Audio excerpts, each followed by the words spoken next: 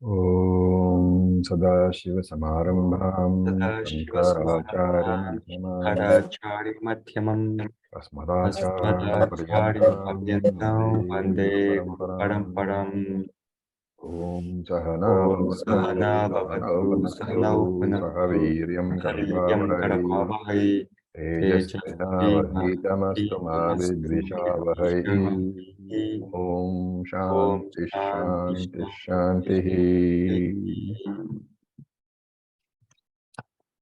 So we were on the first mantra of the third chapter, first section. We'll just chant it again. Dva Suparna Sayuja Sakhaya द्वासुपर्णा सयुजा सखाय Samanam Vriksham Parishashvajate समानं कृष्णं परिषस्वजाते Tayoranyah Vipalam Swadvati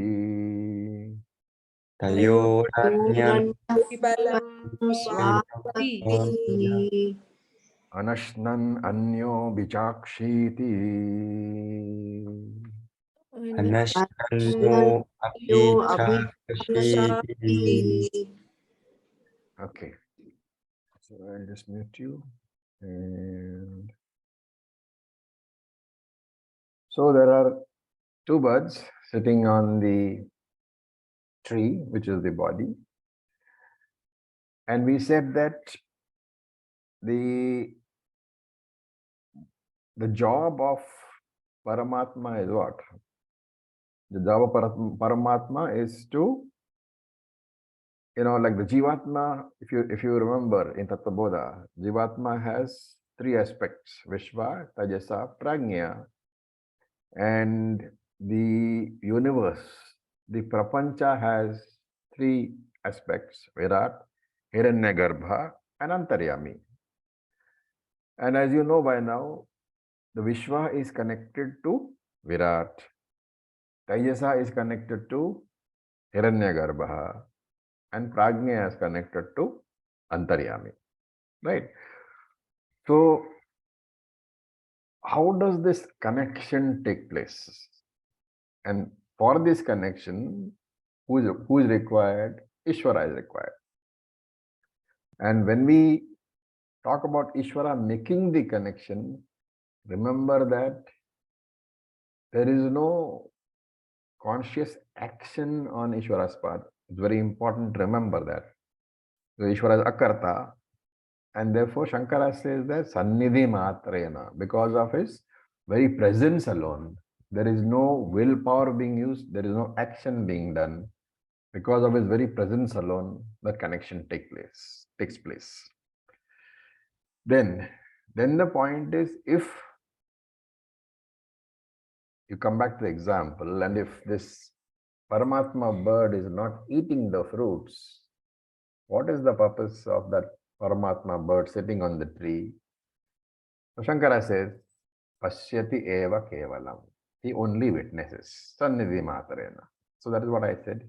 Because of the witness alone, the connection of the three aspects of the jiva with the three aspects of the universe, this takes place. And if this connection doesn't take place, the jiva bird is inert. He cannot do anything. Even though the Paramatma bird is not a karta, the jiva bird is dependent upon the Paramatma bird for his very existence, for his very actions. And therefore the mantra says Abhichakashiti. Abhichakashiti literally meaning tastes, or here Ashankara says it has to be taken as Kevalam Pashyati, as if witnesses. And he doesn't say Kevalam Pashyati, he says Kevalam Eva Pashyati. Eva is very important, as if this Paramatma bird, as if witnesses. So you have to read into that. He doesn't actually do any act in inverted commas, any act of witnessing. Why does he say that? Because Pashyati, witnesses, is a verb. And a verb, when used in a sentence, it might give the impression that some sort of action is taking place. And therefore, Shankara says that verb, it has to be taken very carefully the understanding, it's only as if witnessing.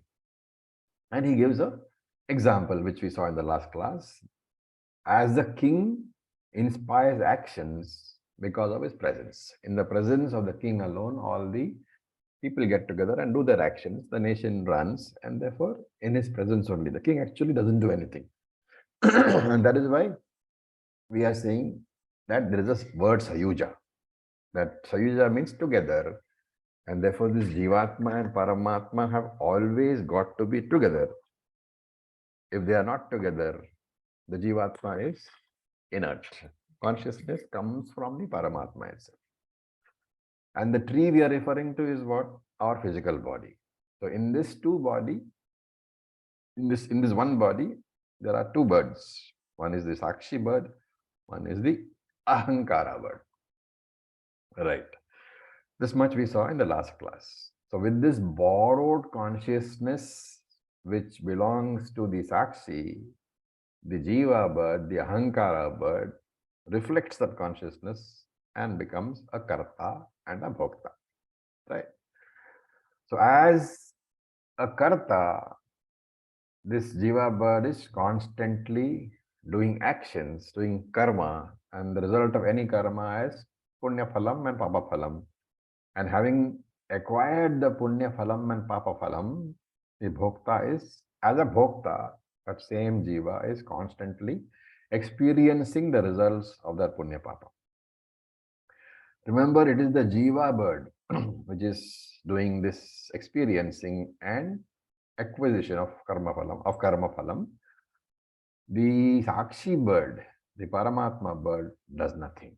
That is why, as if witnesses, he doesn't even witness.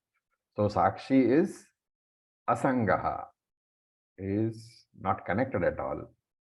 Ahankara, the Jiva bird, is sangaha, he is connected to everything. And when the prarabdha karma of the Ahankara is over, what happens? It drops the current body and travels in search for another body. But the Paramatma bird, the Sakshi bird, does not travel at all. So all this has to be understood very carefully when we talk about the Ahankara bird or the Jiva traveling. It is the body-mind complex and the reflected consciousness which travels. The original consciousness does not travel at all. And therefore, and the point here is that now there are two aspects of this Jiva. One is the Sakshi, one is the Ahankara. I am very deliberately using the word Sakshi over here, and we need to understand very, very carefully what is Sakshi. Okay. So let me get that answer from you. What exactly do we mean when we say Sakshi?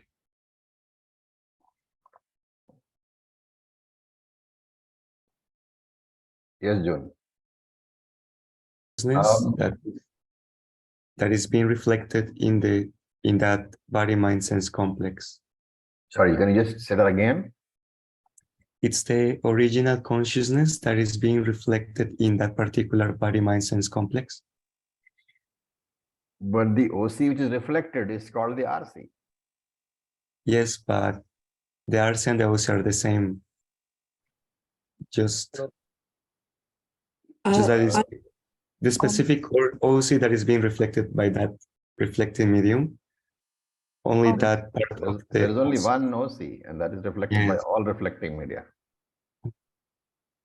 So it's the Brahman which is recognizable in your mind, which is referred to as Sakshi. So, very good. So you see, when we say OC, OC is all pervading, right? The all pervading OC is not Sakshi. It cannot be recognized at all. That all pervading OC, which of course is there in your own mind, it can be recognized only in the mind. And therefore, the recognition of the Samashti OC, of the all pervading OC in the individual mind, the recognition, that recognition is called Sakshi. Who recognizes the RC. RC. So there's a difference. The RC recognizes the OC as being present in its own mind. It's a very subtle concept. That is called the Sakshi. Okay. Therefore, the whole idea here is that when you progress in your spiritual progress, what is the progression? First, you think I am the RM, right? I'm the body, mind, sense, complex. Then you say, no, no, no, I am the RC, because there is a OC also available. From that, I am the RC, you cannot jump to I am the OC, because the RC is a limited, finite entity, and the OC is an all-pervading entity. And therefore, there has to be an intermediate step. So from that RC, I am the RC, you jump to I am the Sakshi. Remember, I am the Sakshi is not I am the OC, because OC is all pervading. I am the Sakshi, I am that Brahman which is, you can say, present in my mind. Recognized. Present means also present, and therefore I'm using the word recognize. So I am that Brahman which is also present in my mind. And you have to hold on to this Sakshi for a very long time. Because there are two attitudes. I am the Jiva and I am the Sakshi.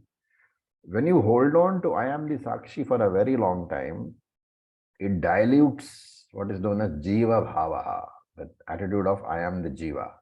And therefore you begin to get the Sakshi Bhavaha, I am the Sakshi. But remember, that is not the final destination, because I am the Sakshi means I am the Brahman who is in this mind. And from there, you have to drop that I am the Sakshi and then claim yourself as I am the OC. And that is why that I am the Sakshi is an extremely important aspect, and it's a very technical aspect. Does the Ahankara get moksha? No. Ahankara can never get moksha. Why? Why do we say that Ahankara can never get moksha? Ahankara is mithya. Ahankara is mithya, that is true. That is a good answer. But I'm looking for something slightly more, which is connected to the same statement, of course. Ahankara is identification with the body, mind, sense complex. So it can never be without that. Ahankara is the very definition of samsara. When you say I am the body, mind, I am the RC, right? Ahankara here means, literally speaking, the technical meaning of Ahankara from Tatvabodha we saw was what? The three bodies. The three inert bodies is Ahankara. But in usage, when we say Ahankara, we are talking about the OC reflected in these three bodies. So the general usage of the term Ahankara is the RC. The OC reflected in the three bodies is the RC. The general usage is that. And that RC, how can it ever get moksha? Because the very RC means what? The RM is present there. RM is mithya, as Pandana said. The mithya entity is very much present there. But what is the redeeming feature? That there can be no mithya without the existence of the satyam. Right? Any mithya is always pervaded by satyam. I hope you know that by now. The moment you say mithya, you have already postulated satyam. All that is required is segregation. The segregation has to be done by the mithya entity. In this mithya ahankara, what is the satyam? It is the sakshi. Okay, so the ahankara, because its very definition is identification with the body, mind, sense complex, but ahankara can never be free. What about the sakshi? Can it be free?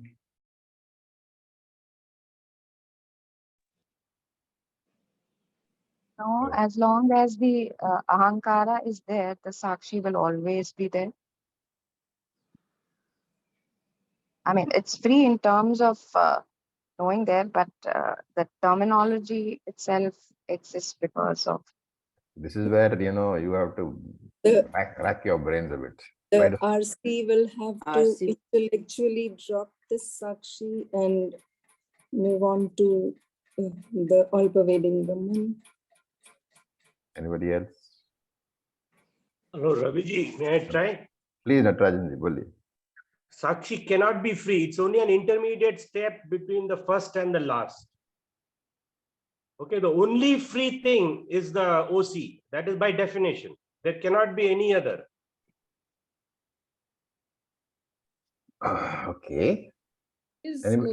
it's Nitya Mukta. Sakshi basically is what? When you say Sakshi, basically, as we said, is Brahman, which is recognizable. Not a Brahman which is limited by your body-mind complex. That Brahman which is like the pot space, the space in the pot is not limited. It is as if limited only. All that is required for that pot space to be free is to break the pot. And it is actually not the space which is in the pot. It is the pot which is in the space. Because space was always there. When the potter constructed the pot, what happened? The walls of the pot came up, and now you say there is space in the pot. Do you understand? This is the example. And that Brahman was always there. But when the balls of your body, mind, sense complex came up, it is as if the Brahman is enclosed. And therefore, you say, I have a Sakshi. Therefore, that just as the pot space doesn't need to be freed, the very fact that it is bound, the very idea that it is bound is because of my idea that there is space in the pot. The Sakshi, as if bound, is because you think that is a Brahman in my mind. And that is why when we talk about Sakshi, instead of saying Brahman in my mind, you have to say Brahman, the all-pervading Brahman, but that aspect of Brahman which is recognizable in my mind. And therefore, the nature of the Sakshi is the Sarvagata Sakshi, all-pervading Sakshi. It doesn't need liberation. Therefore, the Ahankara is ever free. The Sakshi is never, Ahankara is never free. The Sakshi is ever free. Right? Ahankara can never be free. Because the very fact that you are saying Ahankara means there is a Mithya entity. When the Mithya is there, the Satyam is as if limited.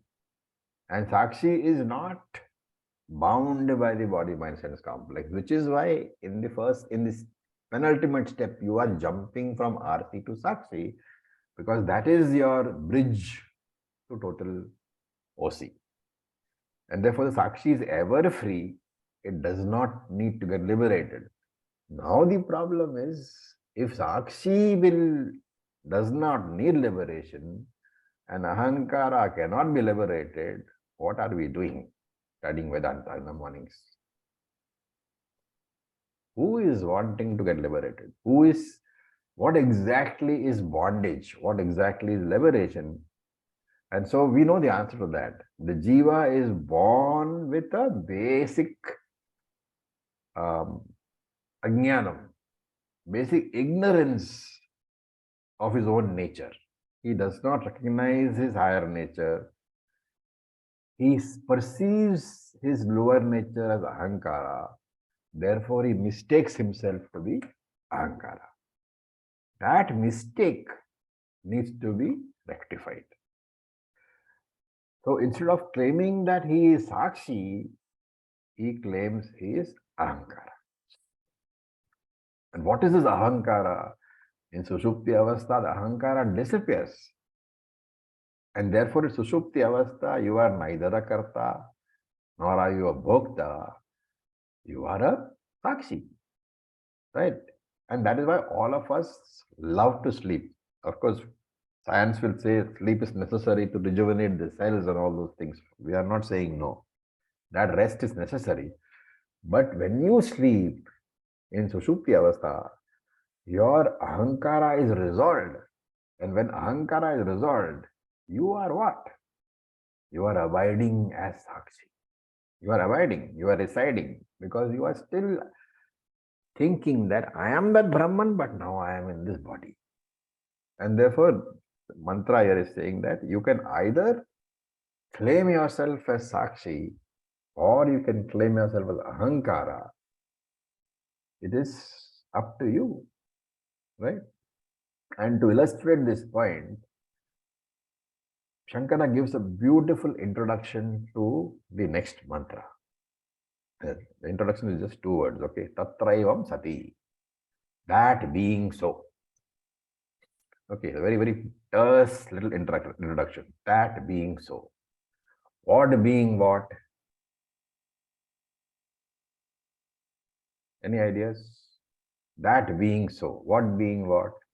The teaching. That being so means remember the teaching of this mantra, of this 3.1.1. What is that teaching? The tree is the RM. The bird number 1 is the RC. Bird number 2 is the OC. Right? OC, which is present in the RM, and therefore it can be mistaken as the localized OC, but actually it is the all-pervading OC. And therefore, does the tree have a problem? No. Does bird number 2 have a problem? No. It is the OC.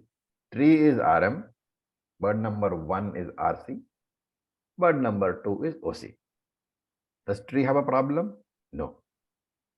Does bird number 2 have a problem? No. Who has the problem? Bird number 1. Right? What is the problem? What is the problem which bird number 1 has? Let us define the problem before we go to the next mantra. It doesn't recognize that it is Sakshi and thinks it is Ahankara. So it has to make a decision, right?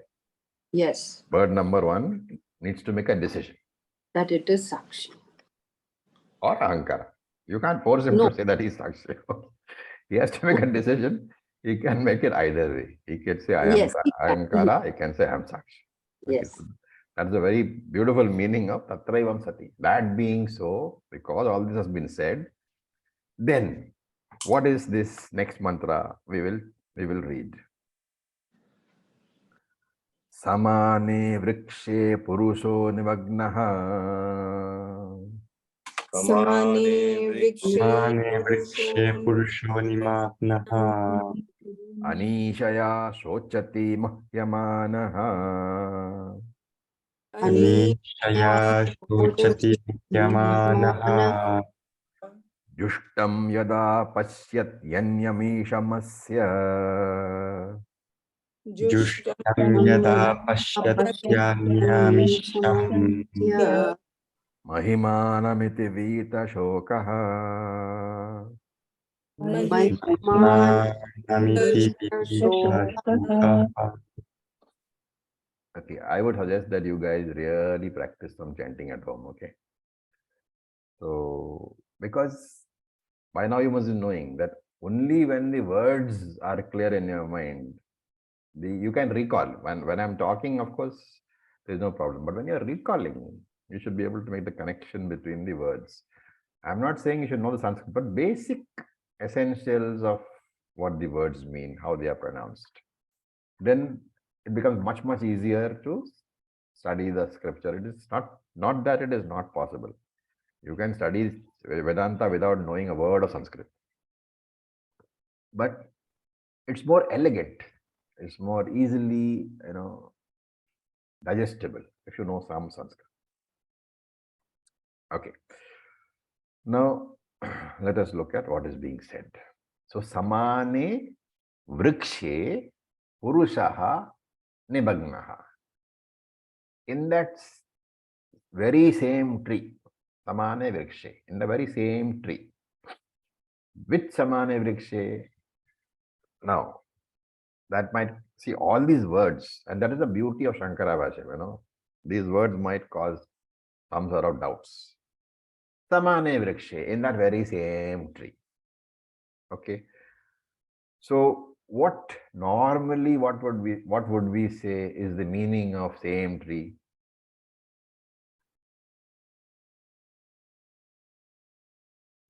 The tree which is being equated to The the body. body.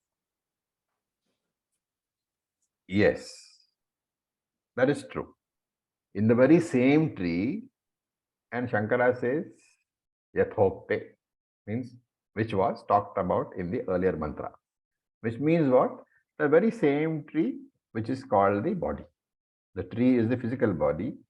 You can also take it in the very same tree where Ishvara is there. Right? Either way, the whole description comes from the previous mantra. The very same tree means in the same tree where Ishvara is there and which was mentioned in the previous verse. What happens? Purushaha nimagnaha.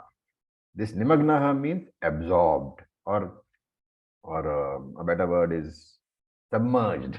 Okay, because we are talking about ocean of samsara. So in that very same tree in which the Jivatma, the Purushaha here is not the Purusha. See, Purushaha in Sanskrit can mean and usually means Paramatma. Right? In all these mantras, when you see further mantras, you'll see some of the mantras will talk about Purusha as Paramatma. So here, very carefully note, this Purusha is Jivatma, not Paramatma. So Samane Vrikshe, in the very same tree in which was talked about in the previous mantra, on which Paramatma also is sitting, in the very same tree, Jivatma is submerged. Okay. What sort of Jivatma is this? So Shankara gives definition, and it's a wonderful definition. So I'll tell you word by word, okay, because the definition is very nice of what a jiva actually is.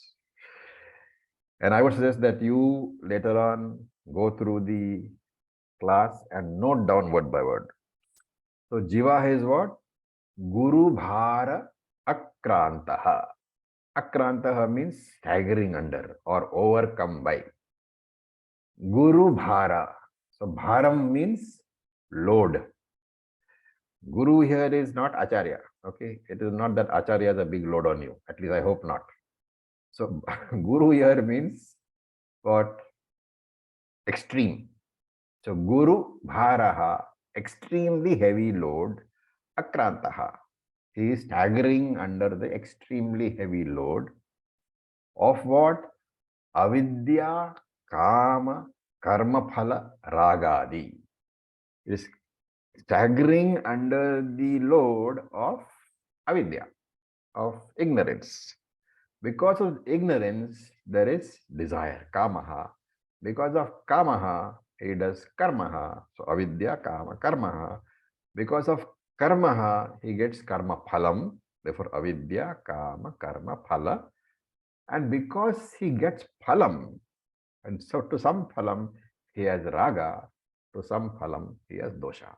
And therefore, raga adi. Raga adi means raga dvesha. So, avidya, kama, karma, phala, raga dvesha. He is staggering under that guru bharaha, under the extremely heavy load of these things. And therefore, nimagnaha, samudre jale nimagnaha, says Shankara. Drowning in the waters of samsara. And he gives an example. Alabuhu eva. So alabuhu is, well, the Hindi word is lauki. Anybody knows what is the English word for lauki?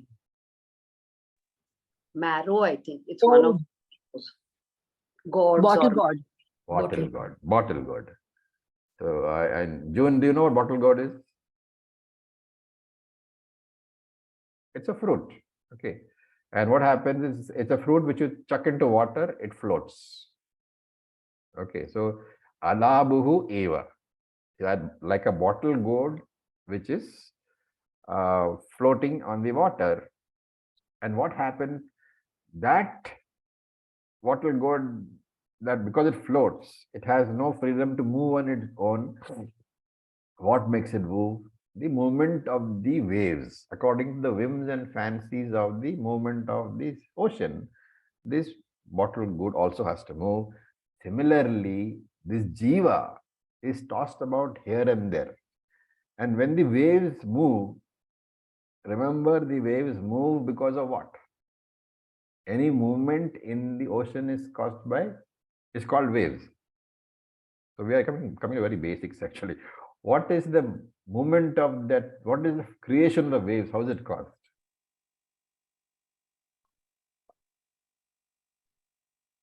The currents because of pressure changes, And temperature and pressure changes. when you have a storm, there are huge waves. What is the major contributing factor? The wind, the winds, right? And therefore, this jiva is being tossed about here and there helplessly on this ocean of samsara. What are the winds?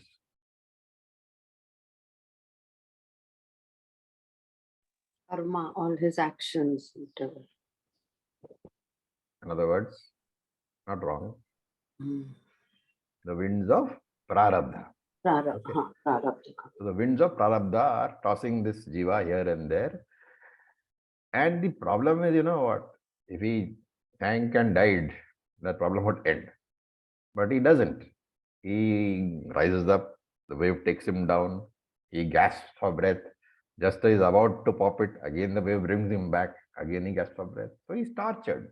He's tortured throughout his life.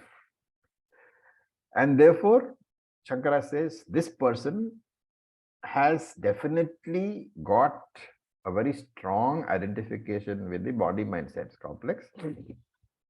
And therefore, this identification gives rise to various thoughts which trouble him. Okay. So he is linking this desperation to the thoughts which trouble the jiva. Remember, Shankara here is come straight to the core of what bothers us. The prarabdha, of course, will bother you because you are subject to certain experiences. But it is not the experience which bothers you, really speaking. It is the disturbances in your mind which are caused by the experiences which bother you. And therefore, Shankara comes straight to that and he says, all this is because there is a identification of the body, and because of that very strong identification of the body, it gives rise to various thoughts which bother him. And Shankara gives a few thoughts, few examples. I am eva aham. I am this much only. I am this much only means what? I am this finite fellow. I am 5 foot 3 inches. I am 5 foot 2 inches. I got one leg only. I am this much only. It bothers him. Then amushya putraha I am. I am the son of so and so. Or asya napta aham. Napta is a grandson. So I am this person's grandson. Or I am kush krishaha. I am thin. I am sthulaha. I am fat. Or I am gunavan. That is, I've got sukhi guna and dukhi guna. I am happy. I am not happy. Or even I am nirguna. He has all these convictions. And he says, finally, because of all these convictions, he draws a very strong conclusion. Asmat anyatna asti iti. There is nothing other than this. This means this body. And what does this body do? This body dies and unites and separates from all the relationships. And therefore, with all these helpless thoughts that my body will die, that I have got a wife, that my wife will die, I will separate from her, he is completely submerged in sorrow. And that is what is meant by anishaya shochati, helplessly subject to sorrow. Shochati is sorrow, anishaya is helplessly. So you can see the derivation of that. Anisha. Anisha means Lord and Master. Isha. So Isha means Lord and Master. Anisha means one who is not Lord and Master. Okay, Isha, everybody knows. Isha is another name for the Lord, the Master. And he defines this very nicely. He says, Because of all these problems, what does this Jiva do? He says, I am useless for anything. Na kasyachit samartah aham. I am useless for anything. I cannot do anything properly. Mama putra vinishtaha. I have lost my sons. Me bharya mritaha. My wife, my spouse, my wife has died. Kim me jivitena. Why should I live at all? And this, Shankara says, this is called Dina Bhavaha. This feeling of depression. Dina Bhavaha. This entire statement, Na kasyachit samartho aham putro mama vinishtaha mrito me bharya kim me jivitena Dina Bhavaha. This is the definition of Anisha. Completely depressed. He thinks himself as completely depressed and he is helpless. And why does this happen? The mantra says, Muhyamanaha. He is deluded. He is confused. His Purusharthas he does not understand. Because of what? Because of aviveka, lack of viveka. And he suffers from samsara. And the sad part is, until he comes to jnanam, he will continue to suffer from the samsara. So the samsara is not restricted to one birth or one body, but in every body, in several bodies, you will find that he will suffer. Over several births, he will suffer. And sometimes he is in a human body where the Lord has provided the opportunity to break that cycle by coming to jnanam. And sometimes he is in animal bodies where that opportunity is not there. Right? And therefore totally helpless. Animals don't even understand why they are suffering. So when you see animal suffering, you can sense that complete helplessness, right? This is what it means. And therefore this samsari travels through various animal bodies and human bodies constantly. And he always feels that he has got inferior status. And this is what Shankara calls Javi Bhavam, feeling of being inferior. And because of all these complexities, he keeps on sochati, he keeps on grieving. Okay. So very dim view of our future is being presented by Shankara. So Shankara thinks maybe he has rubbed it in a bit. So he adds something which is not there in this mantra. He said, Aneka janmasu kaschita. After several births, several janmas, what happens is, somewhere in some human birth, he has accumulated a lot of punyam. And that punyam may have been overshadowed because of a lot of papam also.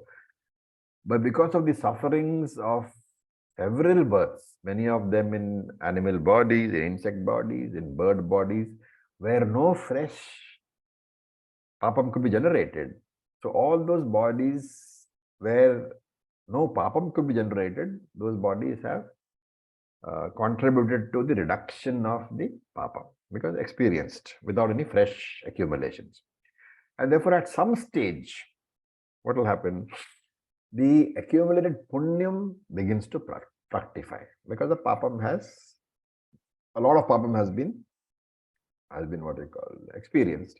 And therefore, Karma Phaladatta thinks after so much of suffering, maybe he can given a chance for the punyam to fructify. And therefore, after several janmas of suffering in various bodies, he gets a human birth. Right. Here, remember that punyam itself has two aspects. So one type of punyam gives me material benefits. And this punyam is generated by what? By the very same karma which you do, which has been preceded by an appropriate sankalpa, which means if your sankalpa has been that I want material benefits, then that karma is called kamya karma. The same puja which you do in the morning to the Lord can be used as kamya karma or can be used as Nitya Karma. Remember how change in Sankalpa is all that is required. If the Sankalpa is, please let the Punyam arising out of this karma give me some more material benefits. That is Kamya Karma. However, if you don't make that Sankalpa, or if you ask for Chitta Shuddhi, then that is Nitya Karma. It is, in fact, in Nitya Karma, you don't even need to ask. It all automatically generates that Chitta Shuddhi. So two types of karmas, right? And here Shankara is presuming that there has been a lot of non-kamya karma which has generated a lot of spiritual punyam. And that is why you have got a birth where you are of course born a human being, and then Shankara says he meets an Acharya. Some Acharya he meets. Because of the massive pressure of the punyam, an Acharya comes into his life, and that Acharya shows him the right spiritual path. Karma Yoga, Upasana Yoga, and Ravanam, Maranam, Nididhyasana. Okay. All this is indicated by the third line of the mantra, Yada Jushtham Anyam Isham Pashyati. There is a breakup. Jushtham Yada Pashyati Anyam Ishamasya. So Yada Anyam Pashyati. When this other person is recognized, right? When the other person recognizes, when Yada is Yasmin Kale. Yasmin Kale is at the appropriate time. And Shankara's entire description of that, after so many births, all that is the explanation of Yada. At the appropriate time, when a large amount of papam has been exhausted, when some punyam is there, and when the Lord decided that, okay, it's time for the punyam to be fructified, that same punyam has brought him a human life where he has been given the chance, or he has had the opportunity to do the necessary self-effort and come to Chitta Shuddhi. So yeah, Jushtham Isham. Jushtham here means that which is sought after. So Yada Jushtham Pashyati. When the other bird, so Yada Anyam Jushtham Pashyati means when the other bird which is to be sought after. Jushtham is that which is that which everybody runs after. And here what? The Jushtham is the Lord. So Jushtham Isham. Whether that Lord which is to be sought after by all human beings, Yada Pashyati, when this person recognizes. And that also means the same thing, that he has got the necessary punyam, he has come to the Acharya, he has got Shravanam and Mananam, and finally he is recognized. Right? So then what happens? Asya Mahimanamiti. He recognizes the glory of that Yushtham Ishvara, of that Ishvara, of the Paramatma bird he recognizes. And then again, you have to understand that Asya Mahimanam Iti Pashyati means he recognizes the glory of Ishvara literally. But here it means he recognizes the glory of Ishvara as his own glory. This is not given in the mantra. Mantra doesn't say this. So Shankara says, Aham, Ayam Aham, Aham Asmi, Iti Atma Sarvasya. Ayam Aham Asmi.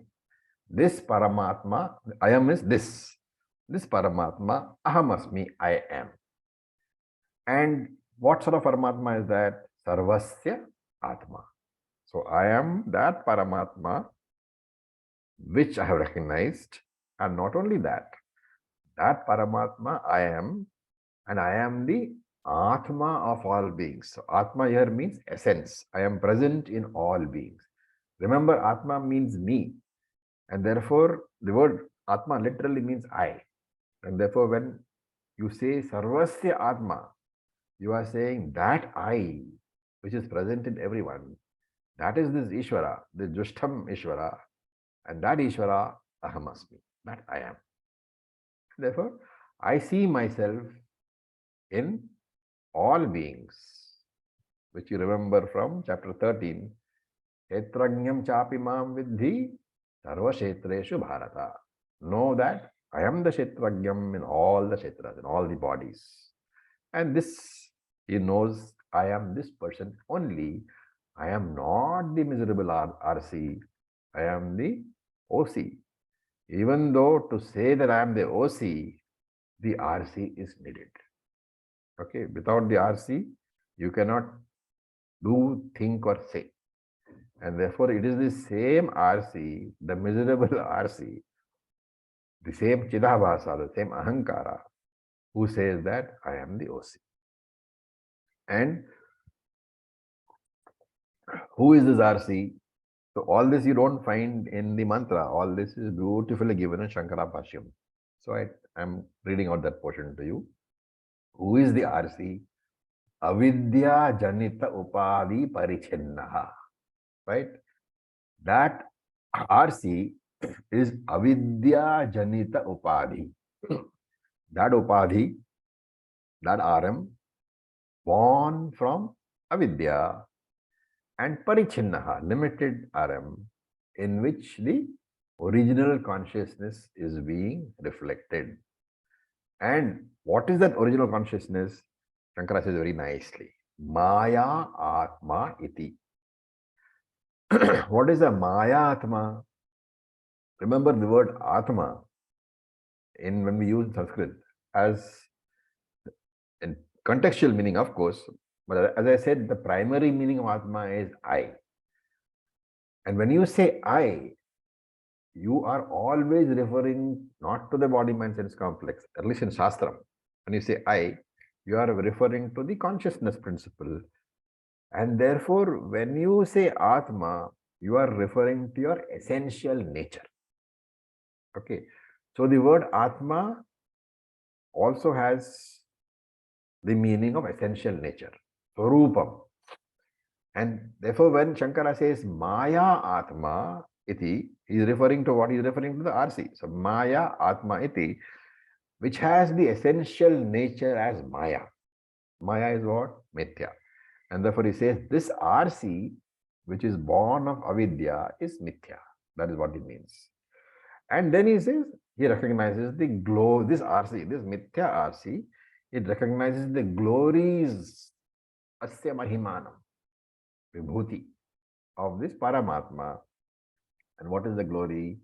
Paramatma is in the form of Jagat, is in the form of Virat, is in the very form of creation, is in the form of everything in the universe, from the smallest, minutest bacteria to the most intelligent scientist, and from the smallest inert, piece of stone to the whole universe itself. It is both the existence aspect and the consciousness aspect of creation. So, and that is the definition of Mahimanam.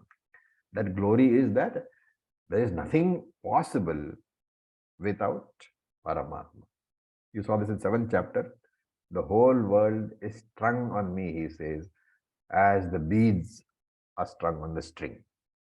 And therefore, he says, this jiva, you should recognize the glory, as the jiva, you should recognize the glory of Ishvara. But in what manner? In the manner of that glory is mine only. So whenever you talk about that Ishvara is, has got so many vibhutis, from the point of Vedanta, when you say Ishvara is great, you can talk as a,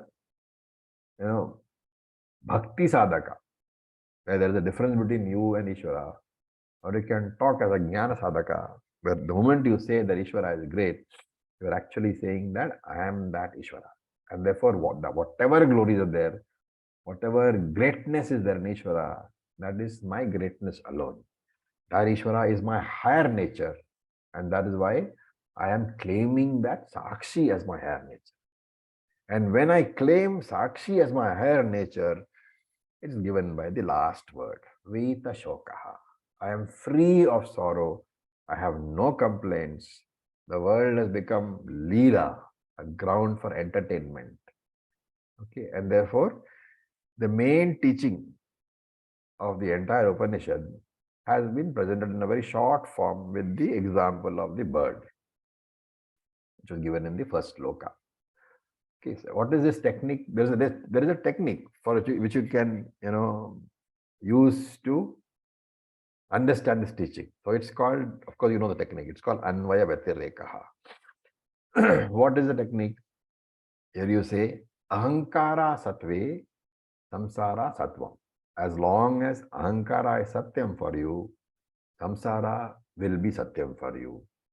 Ahankara Abhave Samsara Abhavaha. When Ahankara is not there, what is there? Sakshi is there. Sakshi has no samsara. Therefore, Ahankara Abhave Samsara Abhavaha. That is the first one. Ahankara Satve Samsara Satvam. That is the Anvaya.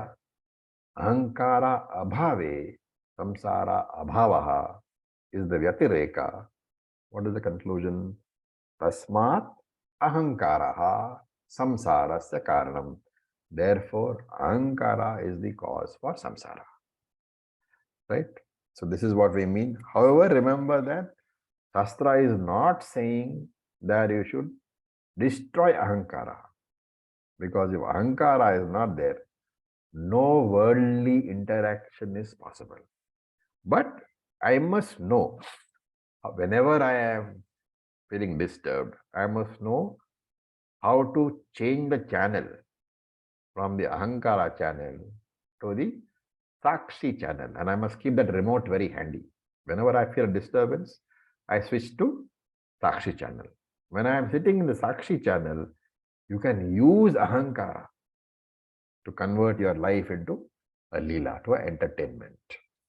As Ahankara, you are helpless, right?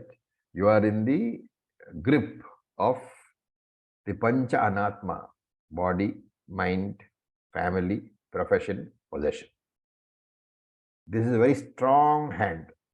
It will never let you go. So as Ahankara, you can never hope to get out of that grip. But as Sakshi, that grip cannot be had over you. And therefore, there is no way out. Anishaya. As long as you think you are the Ahankara, Chochati, you will grieve. You can never improve the Ahankara. What is the only way? Jushtham yada pashyati anyam. Claim the Sakshi as yourself. Karma cannot chase you in the Sakshi corner. And therefore, you claiming that I am the Sakshi, this is the only way you can come to Vita Shokaha. Right? So that's the explanation of this beautiful little mantra. Who is the teacher here? We should not forget. The teacher is Angirash Rishi and the Shishya is Shaunaka. So with this, we'll stop for the day. Any questions?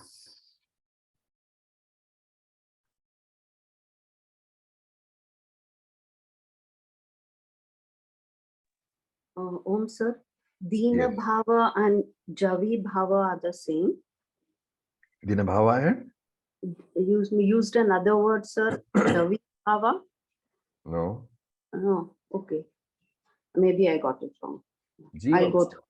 Java Bhava. Jiva Bhava. The same thing.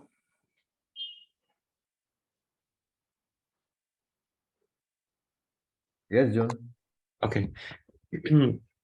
So in the previous verse, we were saying that the second bird, sometimes we refer at him as the Sakshi, and other times we refer as him as the Paramatma.